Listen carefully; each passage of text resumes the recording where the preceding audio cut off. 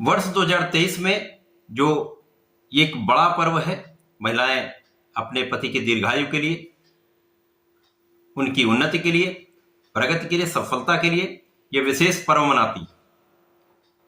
वर्ष 2023 में ये विशेष संयोजन में हो रहा है, विशिष्ट संयोग बन रहे हैं, जो बहुत वर्षों के पश्चात ऐसा संयोग प्राप्त हुआ है। सर्वप्रथम तो ये जान लें कि ये बड़ा पर्व कब मनाया जाएगा, विशिष्ट पर्व कब मनाया जाएगा। 31 अक्टूबर को भी रात्रि काल में चतुर्थी तिथि प्राप्त हो रही तथा 1 नवंबर को भी प्राप्त हो रही। परंतु यहां पर शास्त्रोक्त विधि क्या है?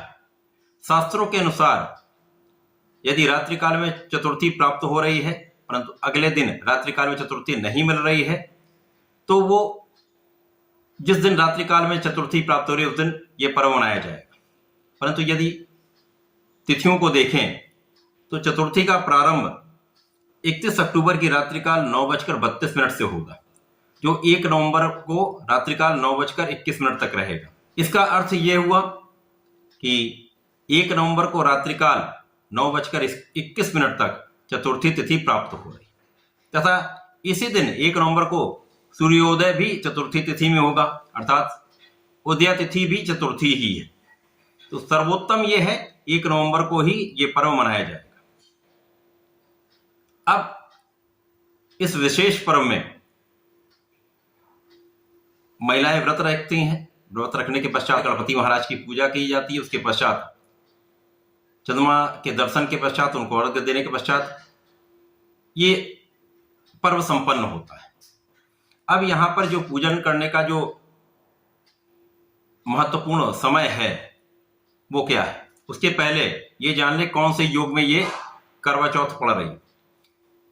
1 नवंबर को शिव योग है, जो कि महान योग है जिसमें किए गए कार्य सिद्ध होते हैं। इसी पश्चात सर्वार्थ सिद्ध योग भी प्राप्त हो रहा है। बुधवार का दिन है, जो बुद्धि के देवता गणपति महाराज का है तथा बुध देव का है। साथ ही साथ चतुर्थी तिथि बुधवार को है तथा करवा चौथ भी है। तो ये एक विशिष्ट संयोजन बन रहा है। ये विशिष्ट संयोजन जो बन रहा है ये बहुत वर्षों के पश्चात प्राप्त हो रहा है। इस विशेष संयोजन में यदि विधि पूर्वक आप व्रत पूजन कर लेते हैं तो निश्चित रूप से आपके पति की उन्नति भी होगी, एक लंबी आयु प्राप्त होगी तथा जीवन में समस्त सुखों की प्राप्ति होती। आपका पारिवारिक जीवन, आपका वैवाहिक जीवन सुखमय होता है। जब आप अपना व्रत कर लें उसके पश्चात जब चंद्रमा को अर्घ दें तो उसके लिए जो समय है, सर्वोत्तम समय तो 8:40 से 9:21 तक है। यदि कोई इस समय पर ना कर पाए तो रात्रिकाल 8:10 से 9:21 तक किया जा सकता है, क्योंकि 1 नवंबर को जो चंद्रमा का उदय होगा वो रात्रिकाल 8:07 पर होगा। अब इसमें 10 से 12 मिनट का अंतर भारतवर्ष में अलग अलग जगहों पर मिलेगा। कहीं पर ये 10-12 मिनट पहले चंद्रोदय होगा, कहीं पर 10-12 मिनट बाद में चंद्रोदय। इसका अर्थ ये हुआ लगभग यदि 8:30 बजे से लेकर 9:21 तक आप पूजन कर लेंगे तो सर्वार्थ सिद्ध योग मिलेगा, सुयोग मिलेगा तथा संपूर्ण शुभ योग में ये आपका व्रत और पूजन संपन्न होगा। तो इस महत्वपूर्ण समय में, इस शुभ मुहूर्त में आप पूजन करें, उसका संपूर्ण फल आपको प्राप्त होगा।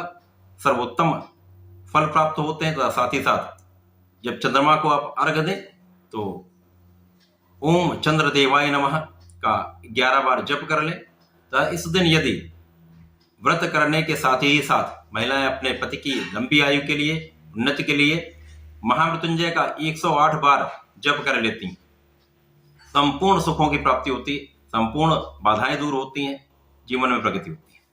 तो इस दिन में आप इस शुभ मुहूर्त में ऐसा कर सकते हैं, इसका लाभ ले सकते हैं। धन्यवाद, नमस्कार।